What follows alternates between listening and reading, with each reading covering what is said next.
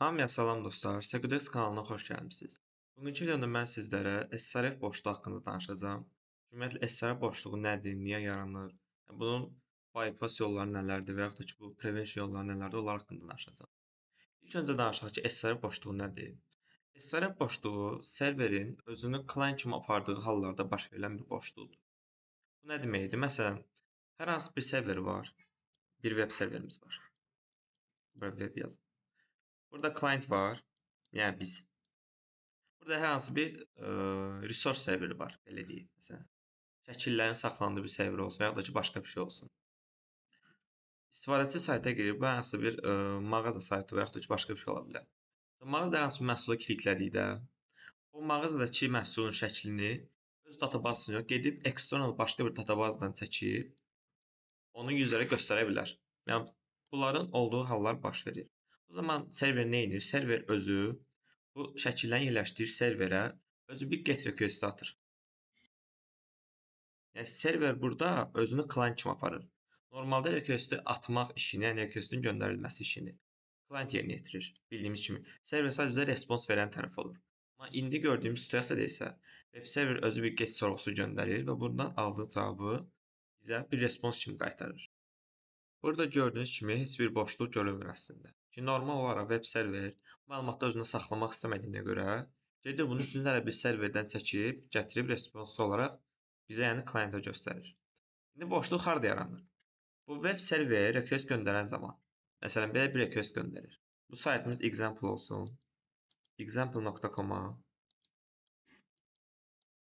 bunun fetch adlı bir, məsələn, endpoint var. URL məsələn, x.com x.com buradır. Example.com isə buradır. İndi burada nə baş verir? Bu sayt gedib əgər bu sayta belə bir request atsa və biz bu URL dəyərini dəyişib, ora istədiyimiz dəyəri yazsaq, atak ssenarisi buradan sonra başlayır. Yəni, necə olur? Normalda bu əgər verilən URL-də heç bir yoxlama etmədən, elə olduğu kimi nə verilirsə, onu da request göndərirsə, biz götürək bu x.com-un yerinə öz, məsələn, zərərli məlişdən saytımızı yazarıq. Məsələn, evil.com yazarıq bura.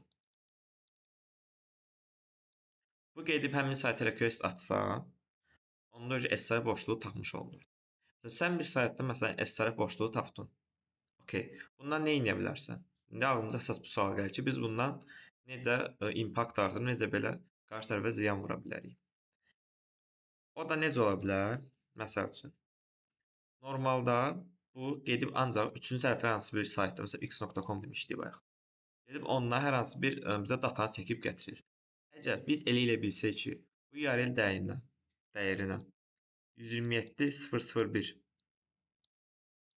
verib, bunun öz lokalına bir request atdıra bilsək, onda biz onun lokalındakı olan digər belə deyim, fayllar olsun, ya da ki, başqa şeylər olsun, servislər olsun, onlara giriş əldə etmiş oluruq. Məsələn, belə bir nümunə verim sizə. Bir dənə sayt var, example.com. Bunun /admin adlı bir directory'si var, endpoint var. Biz normalda bir client kimi bura request atanda bizə 400 qaytarır normal olaraq. Çünki bizim heç vaxt admin endpoint-nə girişimiz olmamalıdır. Amma bu 400 qaytarmağın əsas səbəblərindən biri də məsələn ola bilər ki, WAF olsun və yaxud da ki, bizə requesti arxa tərəfdə parse olunan zaman hansı IP-dən gəldiyinə baxıb ona görə də bloklamış ola bilər. Yəni, bu da prevention yolları çox ola bilər. Görürsünüz ki, biz bura sayta girmək istəyəndə bu endpoint-də bizə 400 qaytarır. İndi biz bu 400-cü bypass eləmək üçün SRF-dən istifadə edə bilərik. Gəlirik buraya yazaq 127.0.0.1/admin.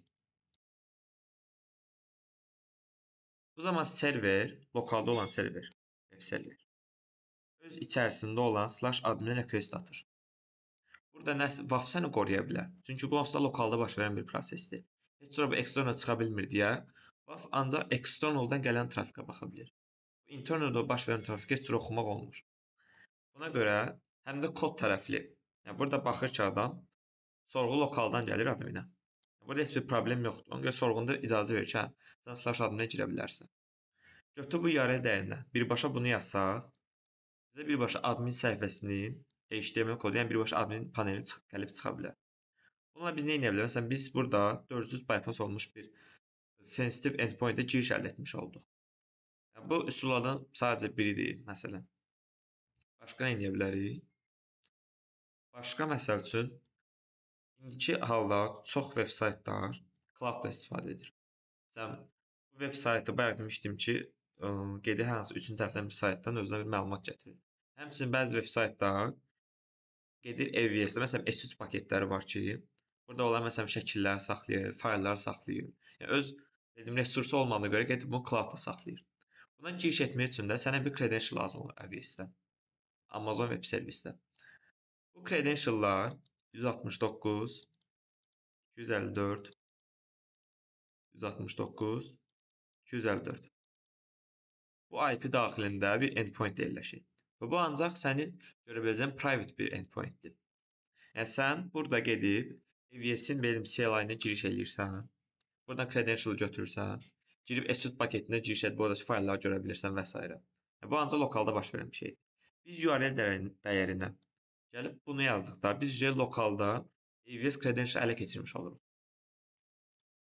Məsələn, sizə URL-də belə göstərim ki, təxmini olaraq belə bir URL-dir. Bayaq mənim dediyim IP-də. Rex metodu IAM Security Credentials. Sən bura giriş edib birbaşa AWS-in credentialını götürərsən. Girərsən S3 paketə, bütün oradakı faylları çəkərsən özünə. Bu da oldu sənin bir atak. Bunun da impactı high və medium. Yəni çox vaxt high götürürlər. Yəni SRF-lə belə istifadə edə bilərsən. Bundan başqa nə edə bilərsən? Bayaq dedim ki, biz burada gəlib /admin faylını görə bilərik. Və yaxud da ki, sən daxildə hər hansı bir servis işləyirsə, bu servisin olub-olmadığını və yaxud da onun hər hansı bir respons ala bilərsən. Məsələn, deyək ki, arxa tərəfdə bir dənə web server işləyir, amma bu ancaq internal olan bir şeydir. Məsələn, 107.0.0.1-də və yaxud da ki, lokal host yazaq bir dəfə. Lokal host. Bunun slash yox daha doğrusu. 8000 portunda arxa tərəfdə bir dənə web server işləyir. Sən bu web server normalda görmürsün, çünki bu ancaq lokalda olan bir şeydir. Sən gətirib URL dəyərinə bunu yazdıqda gəlib bu nəticəni görə bilirsən. Yəni bu qədər responsta. Sən gedib bu saytın kontentini gətirsə, öncə lokalda işləyən servisləri görmüş olursan. Bu özü də bir boşluq gəlib çıxarır. Görürsün bunun istifadə etmə üsulları çoxdur. Yəni bir çox situasiyada SRF-dən istifadə edə bilirik. Bundan başqa. Bundan başqa mənim vaxta qədər danışdığım SRF-in normal versiyasıdır. Bir də var Blind SRF. Blind SSRF. Bu arada SRF-in açılışı Server Side Request Forgery. Belədir. Bu Avast Topon'da səhv etmirəmsə elə 2020-ci ildə 10-cu yerdə dayanmışdı boşluq. Blind SRF zamanı nə olur? Biz normalda nə edirik? Məsələn, gedib yazırıq bura /8000 portu. Bu da web serverin responsda gətirib çıxarır bizə. Yəni, bizə bir cavab qaytarır. Bizə gedib həmin faylı çəkir, onun cavabını qaytarır. Bu bizim normal SRF boşluğumuzun şeyidir. Bir də var ki, Blind SRF. Bundan nə olur? Sən götürürsən buraya yazırsan evil.com. Bu bəlkə ora sorğu atır, amma sənin responsunu heç qaytarmır. Yəni, sən belə bilmirsən ki, sən etdiyin hücum uğurlu olub yoxsa uğursuz olub.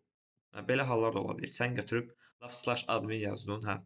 Sən heç nə qayıtmır. Çünki sənin responsda heç bir cavab gəlmir. Ola bilər ki, oraya köz tatsın, amma sən bunun cavabını görmürsən. Belə olan halda nə edə bilərsən? Məsələn, detect etmək üçün. Gələrsən bura, məsələn, web collaborator istifadə edirsən. Web collaboratorun URL-ni və yaxud da ki, webhook. Yəni, buradan göstərmişsin. Gələrsən webhook-a. Götürərsən bu dəyəri.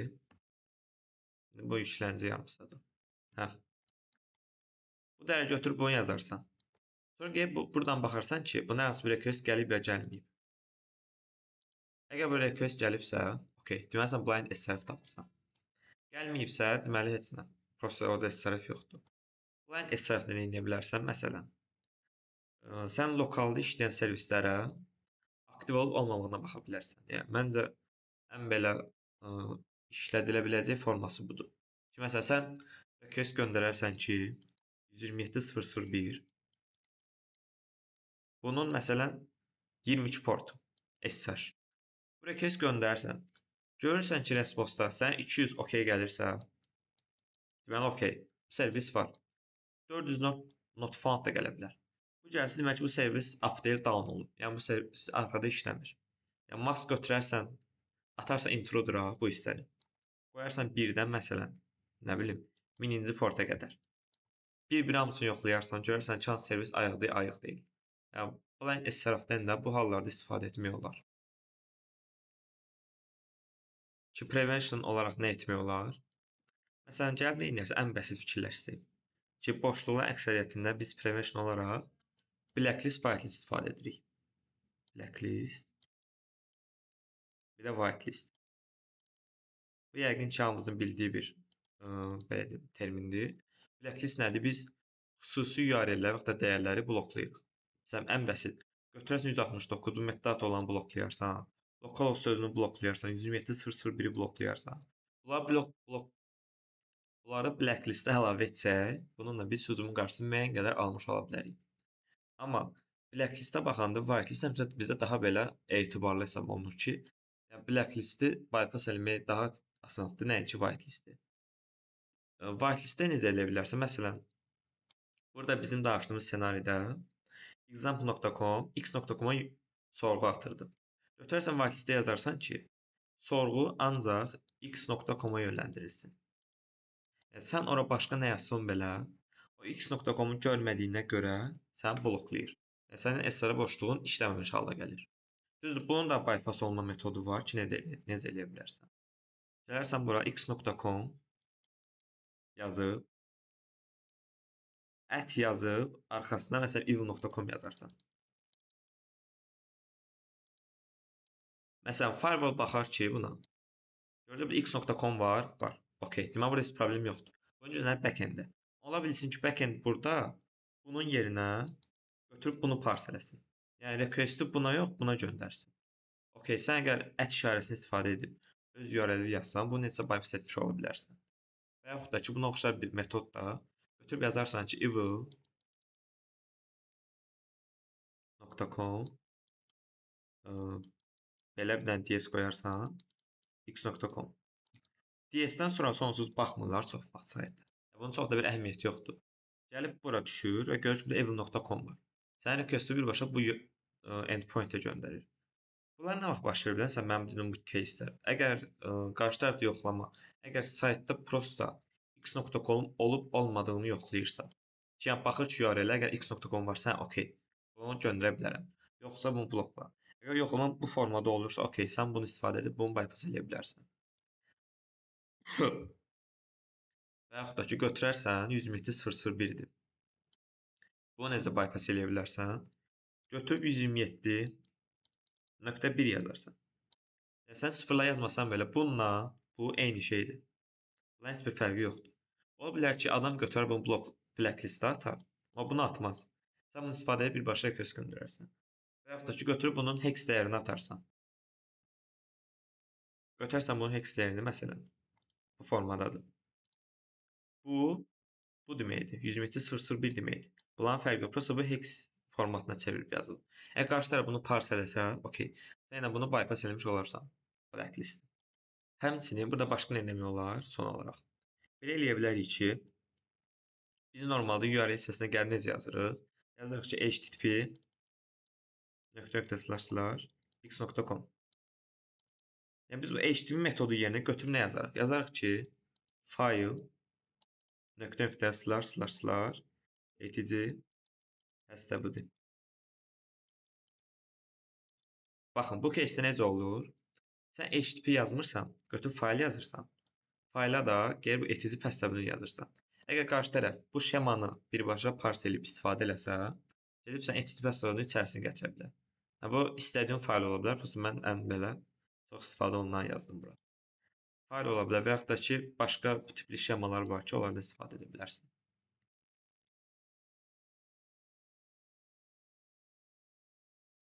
Demək, gəlin belə bir case-dən danışım. Məsələn, x.com adlı bir sayt var. Bu saytda həm OpenRedirect var. OpenRedirect boşluğu var. Həm də ki, sən buradan SSR boşluğu var, amma bunu bypass eləyə bilmirsən. Whitelist məsəl üçün. Məsələn, whitelist elə yazılıb ki, sən ancaq məsələn trust.com belə bir domen var, sən ancaq x.com-dan bura sorğu ata bilərsən. Belə bir hal ola bilər. Burada nə edə bilərsən ki, whitelisti bypass eləyərsən. Gəlirsən buraya yazarsan ki, x.com page belə bir endpointdir. Bura srf olan hissədir. Gəlib buraya yazarsan ki, http trusted.com və bunun içərisində OpenEdirect olan hissə ki, məsələn, nə bilim, register URL bərabərdir. Bax, burada nə olur? Bu hissədə fetch hissəsində saytın özü request göndərir. Hara göndərir? Ancaq bu domendən gələnlərə göndərir. Sən götür bu domeni yazarsan, amma bu domenin içərisində OpenEdirect olduğuna görə gəlib bu OpenEdirect olan parametrə nə yazarsan? Yazarsan ki, http bayaq məndən 127.0.0.1 məsələn. Və ya ki, AVS yazar 169 olan. Sən bu nəsə credential. Gətirib bunu yazarsan. Belə olan halda nə olur? Fetch eləyir bura. Bu sayt. Server tərəfli. Gəlir bura request atır. Request atanda baxır ki, okey, burada trust.com yazılıb. Yəni, mən buna güvənirəm. Mən buna request göndərə bilərəm. Gəlir buna request atır və endpointi yoxlamır. Amma bunun endpointində OpenEdirect boşluğu var. Ki, bu OpenEdirect boşluğu olan parametri sən götürüb AVS yazsan, bu elə bir ki, çerez bundan keçib, birbaşa bura request atmış olur. Yəni, sən bunu birbaşa bura yaza bilmirsən deyə götürüb buradakı OpenEdirect istifadə edib belə göndərirsən. Olan halda nə olur? Sən OpenEdirect'i istifadə edib srf whitelistini bypass edirsən. Bu çox maraqlı bir case'dir. Sizə qarşınıza çıxa bilər. Siz əgər bir saytda srf boşluğu potensial olan bir yer tapsaz və həmin saytın içərisində və ya onun güvəndiyi bir domendə OpenEdirect tapsaz, bunlar ikisini birləşdirib, chain elətdirib belə bir şey çıxara bilərsiniz. Boşluq çıxara bilərsiniz. Son olaraq gəlin biz bunu kod tərəfli izah eləyək. Burada belə bir kod yazmışam.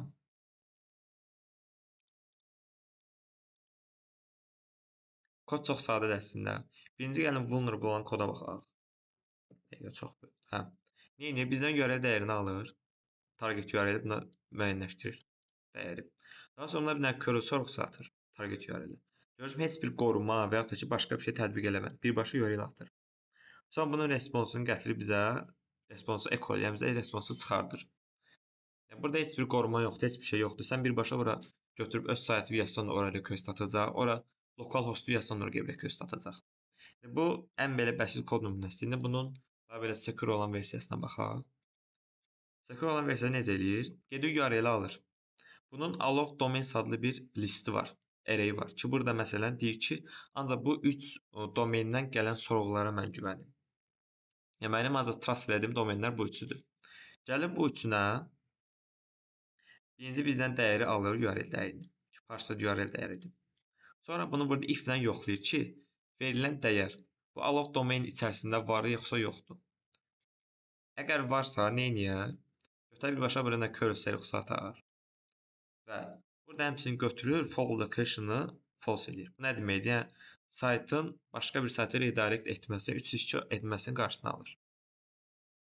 Gördüyünüz kimi yoxladı. Gördü ki, okey, bu whitelistdə varsa mən bunu icazə verirəm.